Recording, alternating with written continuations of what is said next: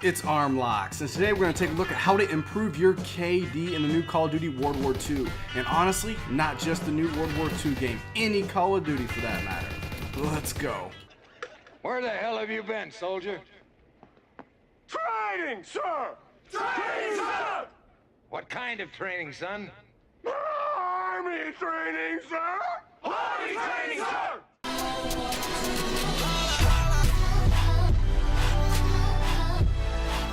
I realize these videos have been done into the dirt, but there's so many people out there that try to do videos on how to improve your KD, and all they talk about is do aiming drills and practice, practice, practice, and they leave out the meat and potatoes of what I think is going to really improve you as a Call of Duty player and increase your KD.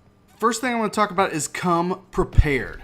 No, I'm not talking about pizza and Mountain Dew, you dummy. I'm talking about get a gaming monitor. If you don't have a gaming monitor, then you have a significant disadvantage because the enemies that do have one will see you before you see them. Also, get a decent headset, SCUF controller, or Pro controller of some kind at least, and certainly look into Control Freaks and Trigger Devils. I'm not going to go into detail about all those products, but please do your own homework and try to include those into your gaming experience. Secondly, watch YouTubers and pro players. There's so much you can learn from people better than you. That includes tips, tricks, and keeping up to date with the current go-to class setups and best weapons, etc. For example, I learned a lot from watching The Exclusive Ace. Guys like The Exclusive Ace have already paved the path and done all the homework for us, so all we have to do is pretty much follow in their footsteps, and there's a lot to be learned from the tips and tricks that they're giving us. Third is master the movement system and know your distances. Whether you're boost jumping or boots on the ground, there's little bitty tricks and ways that you can improve and speed up the way you navigate the map. This tends to tie in with watching other YouTubers and pro players, because whether or not they do a video explaining and breaking down how there's maybe slide jumping or increasing their movement around the map, you can learn a lot just by watching them do it. As far as knowing your distances, I'm talking about how long it's going to take you to get the objectives, or how long it's likely until enemies are running into and when to expect those gunfights. Also relating to distance, it's important to know the distance or range that is of your gun. And that's to say, what is his 3 to 4 shot kill potential, and trying to stay within that optimal distance so your gun is the most effective for you. Here's a good tip. Stay to the edges of the map. Stay away from the middle where it's chaotic, and especially avoid those boom boom rooms. In case you didn't know,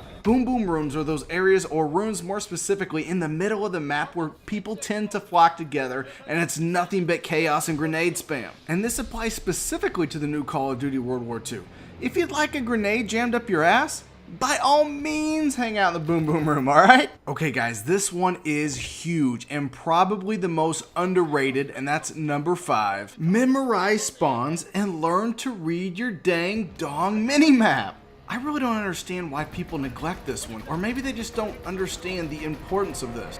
If you've ever been shot from the side, flanked, or snuck up from behind, it's likely because you're not paying attention to spawns, don't know where the enemies spawn, and what's the biggest indication of where they're spawning? Your mini-map. Friends, actually pay attention to the spot, the exact spot that you spawn into after dying. This is huge in predicting what direction the enemies are going to come from. For example, if I notice that I spawn to the right or left from where I normally spawn, that means an enemy is occupying the place where I would normally spawn, or at least they have a line of sight on that area. Which tells me, unless I want the enemy to stick his gun where the sun don't shine, I need to back up and try to locate that enemy and take him out so he doesn't flank or kill me from behind unexpectedly. As far as the mini-map is concerned, it's as simple as being able to see where your friendlies are. If your teammates are occupying a certain area, the dead spots on the minimap is the most likely place that the enemies are going to come from. Watching the kill feed when your teammates die and then watching where they spawn in at is also a good indication on whether or not the spawns have flipped and what direction your enemies are going to come from. Guys, I get it if you're not so good at reading the minimap right now. I know it's very hard when you got a lot of things going on in front of you and you're just learning how to play the game. There's gunfights that you could expect at any moment, but start paying attention now. Learning how to read your minimap is an art in itself, and when you combine that with your knowledge of where they're spawning at, you make it extremely unlikely that you're going to get surprised and taken out, and you're always going to know what direction the enemies are most likely going to be coming from. This is crucial if you want to go on long streaks and stay alive. Now, I think you're ready for the strangest, weirdest, And arguably the most important tip I'm going to give you in this video: die a lot. Yes, you heard me right. I know what you're thinking. Armlocks, you jerk. You're just trying to help. You're supposed to be helping us improve our KD and get better at the game. Now you're telling us to die? What the hell, man? Yes, die a lot. First of all, you're not going to be good at the game when you first start anyway, so dying a lot is inevitable. But what's important to note, or what is necessary with each death, is to recycle that information, okay? Reverse engineer to the point to where you did not position yourself correctly, or maybe your aim was off. Whatever it is, remember why you died and how you died, okay? And use that for the next gunfight. Getting good at Call of Duty is like anything else in life. No matter what you want to get good at life, you're probably not going to be very good at it at the beginning. You're going to have to fail and then fail some more, but you have to fail forward and learn from it. Call of Duty is no different. When I first started playing Call of Duty, I was lucky to get my KD over a 1.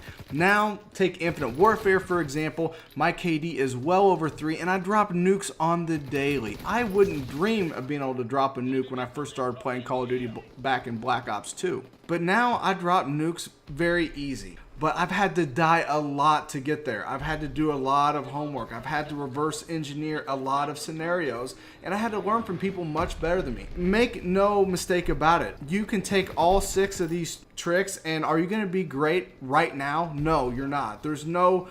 Like, if I could pee in a cup and give it to you and that make you a better Call of Duty player, I would, okay? But I can't. I'm sorry, it doesn't work that way. And lucky for you, it doesn't work that way, right? You have to learn to lose. But again, you have to recycle that information and use it each time you turn on the console and play Call of Duty. So there it is. I guess you can let me know in the comment section below what tips or tricks, if any, helped you. But I'm telling you, stick by this playbook and you will definitely improve. Hope you enjoyed this gameplay and commentary where I went on a relentless and then randomly got taken out by a glide bomb. But you know what? That's just Call of Duty timing at its finest, mixed in with a little Armlocks luck. Anyway, guys, I hope you enjoyed it. And also, you know, let me know what you thought of the beta, by the way. Those of you that got the chance to play the private beta, let me know if you enjoyed it or not, or whether or not you're just looking forward to going back to Black Ops 3 or Infinite Warfare. So, yeah, with that, I'll leave you guys to it. Until next time, my friends, Armlocks is out.